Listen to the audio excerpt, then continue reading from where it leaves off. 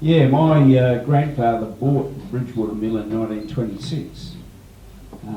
We milled flour in the mill up through the Second World War, and sold it. We bought the garage in 1953, so I guess the family could see the writing on the wall in terms of relying on water to mill flour.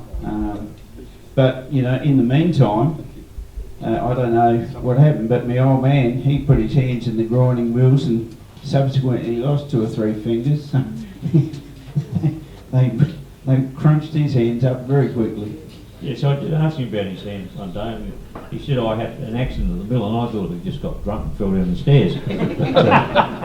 But in fact, it wasn't a hotel then, and so they were millers. And then there was the famous Vimy Ridge service station. Now, I don't know that anyone would know where Vimy Ridge is, unless you're motorsport people, of course. Put your hands up if you know Vimy Ridge. Yeah. There you go. There you go. I was just teasing them. Yeah. So, and did you do your apprenticeship with family? I didn't. I haven't got an apprenticeship. I studied, some extra courses, etc. But I worked through the lube, the workshop, spare parts. Just did bits and pieces, and end up. I was the director of the business after the bushfire in '83. So. I worked, you can say there wouldn't be no job that I didn't do inside that business. Right. And you have a love for commas, is that right? Comma knockers? Oh, bloody comma knockers, I can say. You've got to bear in mind the freeway wasn't there back in those days, and the blooming comma knockers were the most popular truck, and they'd come up and always stop at our place to get diesel. But if they had a headwind or just slight something, they'd run out of blasted diesel. Well, guess who had to go down? And you can picture this guy, can't you, with a woman navy singlet on. He's because they're not self bleeders. I had to turn it over while he's got the shifter on the bleeders. And we're in the middle of Germantown Hill Road, which I don't know whether you know Germantown Hill, but it wasn't very wide. The darkness and raining, and I hate hot common knockers. Ah dear. You're lucky to get away with talking about knockers here. So, were you BMC dealers at the time of the bushfire? We were both BMC and Datsun dealers. I don't know, I'm trying to think when Nissan changed from Datsun to Nissan, but we had, in fact we had Suzuki motorbikes as well, and that was, we used to sell quite a few motorbikes and four-wheel drives, etc. So, we had, it was a pretty good combination. We were very privileged to sell the Austin Kimberley and Tasman. And did you have to take a ticket to get in? Well, even and I, we sold a fair few of them, and John and Brian got many an overseas trip through selling Leyland Marinas and Austin Morris, like Morris 1500s. I'll never forget this Morris 1500 came in one day and it was growling at, like it sounded metal on metal. Anyway, the bloke in the loom jacked her up, and sure enough, it hadn't got to its first service and worn out a set of disc pads. It were trying times. They were amazing products, weren't they? And the bushfire must have been a big setback to the family? Yeah, '83 was the bushfire, and it was pretty amazing. I think we had insurance for $40,000 or something for building, and of course we rebuilt, and it cost millions to rebuild. So whilst everyone said best thing that ever happened to Jarrett's, we didn't owe any money before the bushfire, but after the bushfire we owed a lot of money. So it was certainly a daunting to see your business alight, it would just burn it to the ground is a daunting thing to look at. And, I saw houses burn that day. I must have seen 10 or 15 houses burned to the ground. They were just like, a bonfire in your backyard. You'd see these houses was just devastating. And in memory of the bushfire, your dad had a dashboard from a what was it, a Singer or Mons? Yeah, we were restoring an old sunbeam. I think it was 28 or something, and it was in the workshop, and it wasn't that far off going. We'd done the motor, and we're just in the process of painting the body, but of course the fire came through and burnt the thing to the ground, and really the only thing that was salvaged out of it was the dash. And my father kept that, and I don't know, I assume it's around somewhere today, but I haven't got it. It might be in the library waiting to be sold.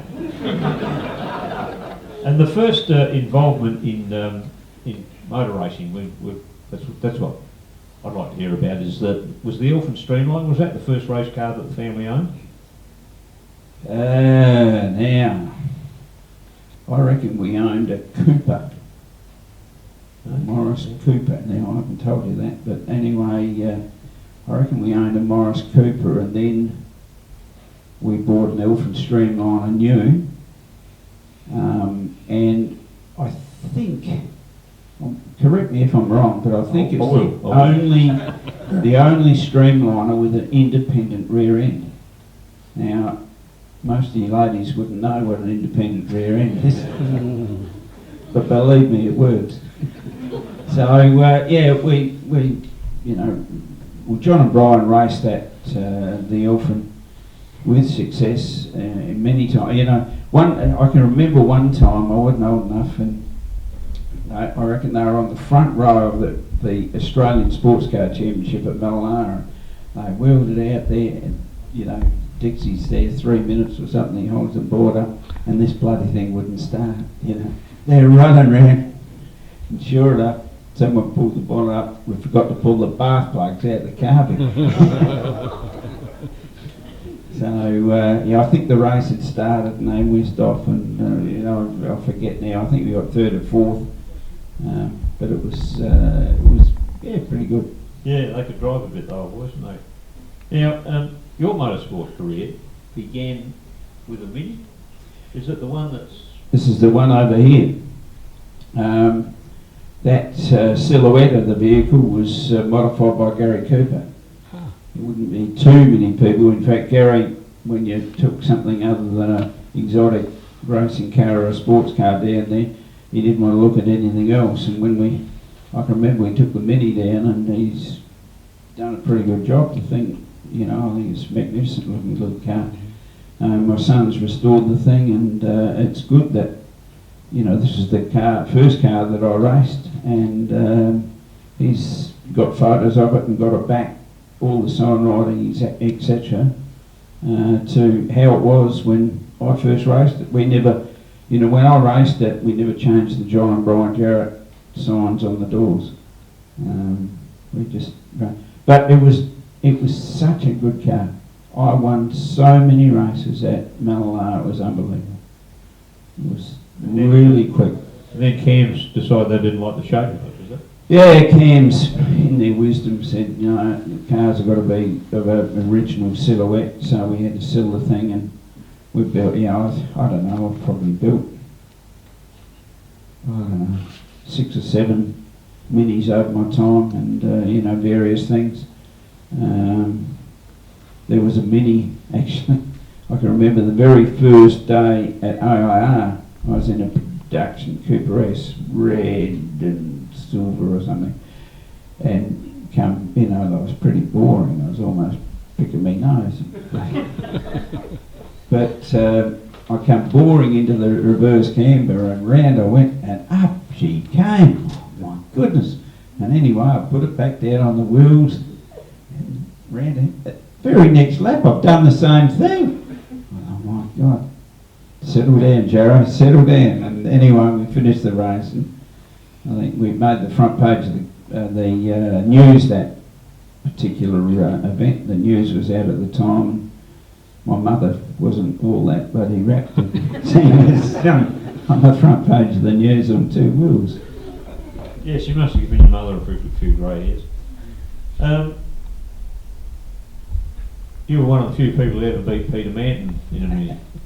Yeah, that's as much as you wouldn't want to talk about that. I was very lucky. We were racing. Manton wasn't in the yellow Trident or Shill Racing Team thing. He was in a Cooper S. It was a it was improved production or something. And it was at Calder, and I was sitting probably 100 metres behind him after 9 laps, I reckon. It was a 10-lapper. Anyway, he went over the line and started to slow down. Of course, I went like, I wasn't slowing down for anyone. And he realised, I don't reckon he counted properly. Anyway, he didn't get past me. So I beat Peter Manton at Calder in Victoria, so I was very happy with that. The scrutineers were waiting, needless to say. You can't beat Peter Manton, you must be cheating. That'll be on your tombstone. I beat Peter Manton. Tell us about the Manufacturers' Championship that was run in Australia during that period. It was early 70s. We put together a club and GT, and the first round was at AIR, and it was absolutely pouring with rain. My old mate Rob Healy was out there holding a board out there.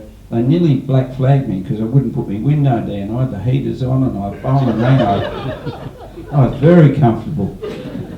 But anyway, I eventually put the window down and whizzed round, and I reckon we finished, I don't know, 8th or 9th outright.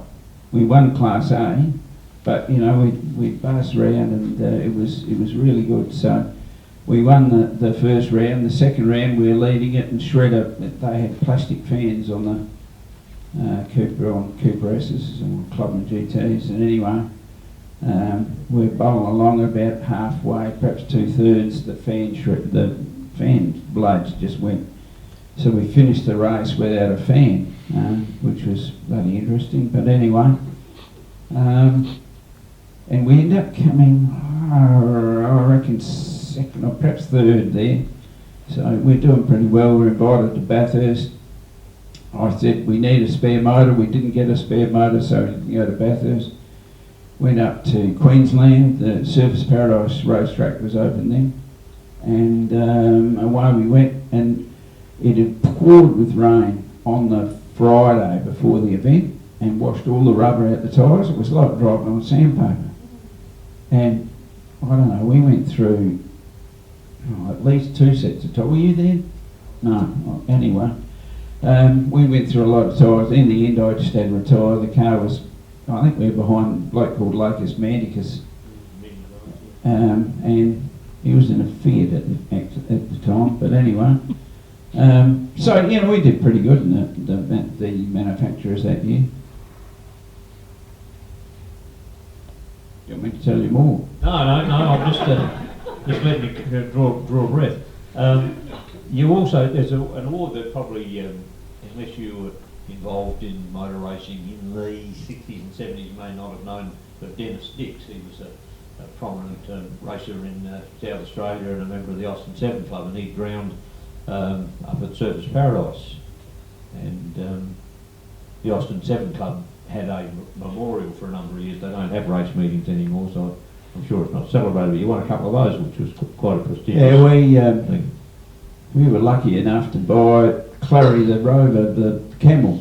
She was a bit of a droopy bloody machine, but anyway, it had a bit of horsepower, and Gary Cooper saw the handling out a little bit. I remember taking the thing down to Gary, and he took one look at it and shook his head. But anyway, he put a jack under the front, just behind the front wheel, and the thing drooped like a bloody...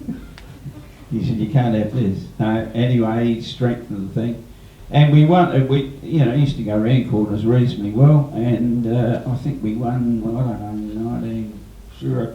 Well, we won a couple of dinner six memorials, so it was good. Right, and that bit of history of that car, it was brought out by Jim Smith, a Leyland dealer in Melbourne, wasn't it, as a factory racer? Yeah, it's interesting. I've donated a couple of DVDs which the club can look at and do what they like with it, but there's one particular meeting at AIR, and he was out with his new Camaro, and there I was out in Old Clary, and we're bloody bowling along. Anyway, I passed him, so it was quite satisfying to beat Jim Smith in his old car and passed his new car, so yeah, I was pretty happy with that. Right, and you moved on to Camaros after that. This is sports sedans we're talking about. Yeah, sports sedans. We bought the Indy Speed Shop Camaro from John Kay, and raced that with success. You know, it's been always a very quick car. We I don't know how many years we raced it. Just make it up, huh? Yeah, right. 5 years. Anyway, Bertie Fitzner got on my back, and I don't know, I think Simon's his son, isn't it? Yes, that's correct. Yes. And Bertie was had a mob called Develco, and him and Simon Aram built McCormick's Charger. They built Clem's Charger. Yeah. You know, they built some beautiful cars, and this thing was bloody quick. And yeah, so we ended up stripping it right down to a shell, and they put a space frame in the thing, and I think we did 53s round AIR, the long circuit, which was bloody quick. It's getting along with it, yeah. Yeah, that's and that car. Well, firstly, I did a little bit of a Google search just to see if there's any lies you hadn't told me, and there's a fair bit on there about the Rover, and there's a guy restoring it or replicating it or something like that. And yes, it's, you feature quite a lot. You should have a look on there. It's a lot of Austin 7 Club reports and so forth from the day where we were members down there. Winter Cup, you did a few Colin Groves. Yeah, well, I hope everyone saw as they walked in, saw my name on the board, 1988 Winter Cup. No, I've loved the hill climb. I've been up it hundreds of times. It's great to see. I went up the other day and saw young Paul Healy, and I can't believe they're doing 34s or something up the bloody hill. Well, I can tell you, I was hanging on to the blooming. I took the Rover up there and the Camaro up there. Boy, the living daylights. It was bloody a handful, but anyway, it was a bit of fun, and I really enjoyed the hill. This particular time that I won the Winter Cup was in a Cooper S, it was good. We broke, obviously, as you have to do. We broke the record a number of times, and I don't reckon it was until the last round of the Winter Cup that I'd actually won it. It wouldn't stand out. It was a great feather in my cap. Were you as good as Graham Bishop? Graham Bishop, fair dinkum. He's an interesting man. Who knows Graham Bishop? He's a very interesting man. Bloody hell, he lived with his mother at 14 White Avenue, Lockleys, for years and years. Forever, yeah. And now he lives down.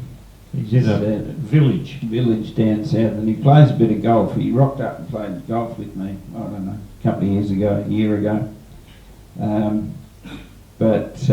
He's, I co-drive with Bish well enough. He's an interesting character, but I think a couple of days of Bish and that's enough. Well, he worked with me for a few years, yes, and he's a character. So the Jarrett dynasty continues, and now you're retired from business and you are a collector. Well, I'm sort of a collector. Judy gets out and says, we'll have this car, and Well, I have in my notes here, you've got a Thunderbird Mustang and room for many more. I've got a 56 Thunderbird, which I'm trying to fix the rear main seal on. Bloody, they are just a nightmare. They're a rope seal, two-piece. Bloody thing, I tell you, I've learnt to swear again. Anyway, I've got that. I've got a 1966 Ford Mustang, which I've been right through with that. That's pretty clean. I'm going to take it in the Bay to Bourbon. I've got a 1976 Rolls Royce. My wife, I was going in the Rolls. We've got the Streamliner. I've got the old Club Dodge at the moment. Yes, I've got the old Club Dodge. So there's a fair bit of shed space up there, and of course this thing comes and visits every now and then also. So it's good. I keep my finger in the water just to enjoy. I love driving the old cars. So I meet old Deansy over here in the Red. We meet every Wednesday fortnight and go for a drive and pick different cars. He's a bad influence. Yeah, I went down past the bloody Blackwood Golf Course. He's in his Porsche. I'm in the old Rolls, bowling along. God, and the guy behind us is an MX-5. Guess who got pinged by the radar? Not the other two. The adventure continues. And we expect to see you along here at the club meetings now and again? I'm getting too old to come down at night. I can remember, in fact, I was thinking back in the old Portrush Road days, and we used to have a big billiard table. 12-footer. Unbelievable. You obviously played bloody billiards. Anyway, I played many a game on that, and then went up and had a pie at the pie cart. So I really enjoyed those days. Whether I don't know. I enjoy. That's why I'm a life member of the Sporting Car Club. I really enjoy. But I enjoy going, up and seeing Paul at the Hill Climb or my son at Malala, and I did a regularity just recently in the Elfin. And I must admit, I really quite, I did a 28 or something, minute 28, and I thought that's pretty good for an old fart. So, but as to coming down, I'm not sure, Graham, perhaps you get dancing girls, I might come. I'm not even going to comment on that. We should perhaps get a pie cart on the front lawn. When we get it concreted and converted to parking, and the library moves to Mortlock, there's a few changes coming, just in my head. Does anyone have any historical questions of David from the era about how good he was or could have been? You got one? John? You mentioned the Rover a couple of times. Yep. I got a photo of it at AIR, which would have been 76 or 7 or something like that. Yep. I believe that Rovers built that car and they were a factory when they made 2, is that correct? They made factory Rovers for their British Touring Car Championship. Unfortunately, Jim Smith got out here and he didn't have any idea. I think the bloke that was working on it was about as good as Jim was driving it, but unfortunately, I don't want to be derogatory to Jim Smith, but it was a pretty poor effort. The car, when we got it, the motor was mid-mounted, had a Repco 5000 engine, it didn't have a Rover engine, had a Muncie gearbox and an E-type rear end in the thing. So it was nothing, the only similarity between that car and a Rover 2000 or 3500 was the silhouette. There was nothing whatsoever that was similar to it. It was, CNC's bought it off me, and when they had that bloody fire in their garage, you know, it was a little bit sad to me. The Rover was, you know, for all the heartache it gave me, you know, we'd work and like the amount of times I had to start rear a grid was unbelievable. But anyway, it was a nostalgic car, and I'm very, very glad that, you know, I did own it and race it. John is a bit of a Rover tragic, so did you ever race a Vauxhall? A Vauxhall? No, there was a panel beater at work. He was a bloody nutter when it came to Vauxhalls. He went to England and got this, I don't know, imported this Vauxhall. I can't even think what the Velox was. Ventura. Sorry? It was a Ventura. It was a Ventura, was it? Ben Relsby, you know? Yeah. Yeah. He was a nutter when it came to Vauxhalls. Even And the company used to ask him questions about how to fix things. yeah. He was just so knowledgeable. Yeah. Now, you know, I respect anyone for their love of, be it a Vauxhall or a BMW or whatever. You know, I think it's terrific that we're all varied in what we enjoy, and you know, subsequently we went round to Peter's place with our run, and you know, he's got some terrific cars. So you know, just everyone's got their little drop in the ocean, and if you put them all together, we've got a good spot. Yeah, we draw the line at Tasmans and Kimberleys. Alan Lee. I was just about to ask if you know if there's any Tasmans and Kimberleys left on the road. Not that I can come, not straight off. I must admit, bloody. We actually had a new member join last year with a Kimberley. I can't remember, Tasman or a Kimberley. So there is one in Adelaide. Keep going, and apparently it's in decent nick according to him. Well, I can remember bloody going The out. only one that ever was. We're probably Australia's best salesman, Ian Schultz, and he delivered this bloody Tasman to Scholar, Mort Scholar his name was, and he was over near Hahndorf, and anyway we drove up there, and the bloody needle and seat stuck on this thing. There's petrol pouring out of the thing. It had done about 15 miles or something, and I'm shooting with his shifter. He's mucking. Old Mort come out. What's happening here? Oh, just a slight adjustment. Yeah.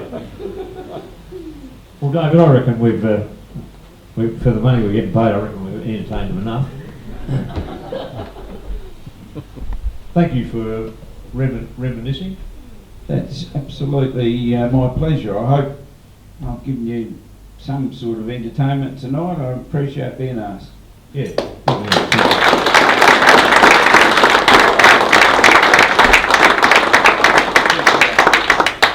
Oh, you don't drink this.